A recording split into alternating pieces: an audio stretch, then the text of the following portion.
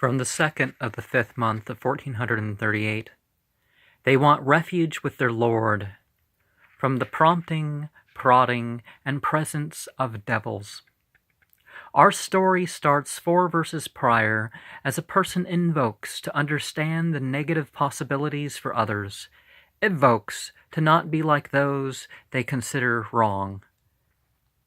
The worshipped may help the worshipper have realizations about threats, and the religionist is called to repel what they consider to be evil with what they consider to be righteous. The law of attraction and the law of repulsion operates on the same principle. Understand your difference and form your opposition to where others cross the boundaries that you actively defend by your continual thoughts, words, and deeds. Your utterances will be known in their effect here and hereafter, whether or not you are as aware of them now as you could be. Al-Quran 23:97 tells a Muslim to take refuge with God as their Lord from the pressure of those shayateen. The next verse is a continuance of that command with the further seeking of refuge from their Lord, from the mere presence or closeness of demons.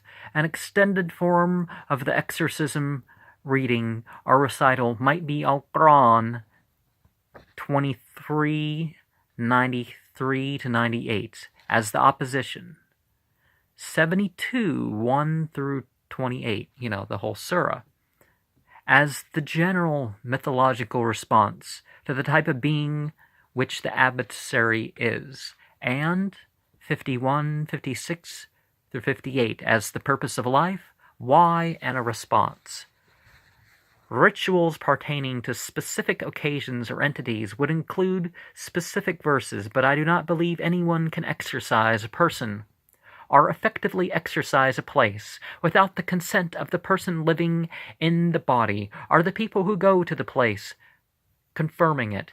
No yelling at, beating, or other abusing forms of exorcism or possession is going to change a person's will to allow or disallow what makes certain entities attract or repel from there. After 2 verses that are central to Islamic exorcism and 4 more that may be included, we come to the teaching that the psychological reason for the belief in reincarnation being that a person has unfinished work or a plan to be a better person will not be sufficient, and they are to be met with a barrier, barzakh. They'll be blowing in the trumpet. Nufika fi sur. Each person's spiritual status is weighed. Those who are light in merit go to hell, Jahannam. God's repentant devotees experience the life where they were mocked as little. They face their results, and the chapter closes with something many of al-Muslimin say between prostrations as they kneel with their hands flat in their lap within ritual prayers.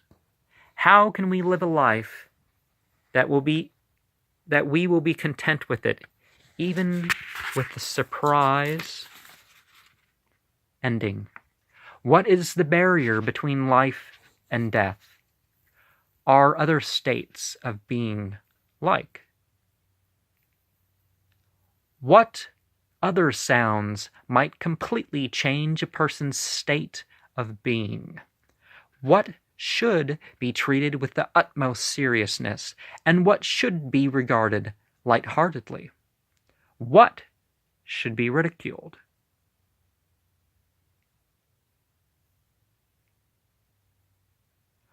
Where do you see yourselves going after death? Instead of divine forgiveness, mercy, and beneficence, What might those who want to go to hell reflect on instead?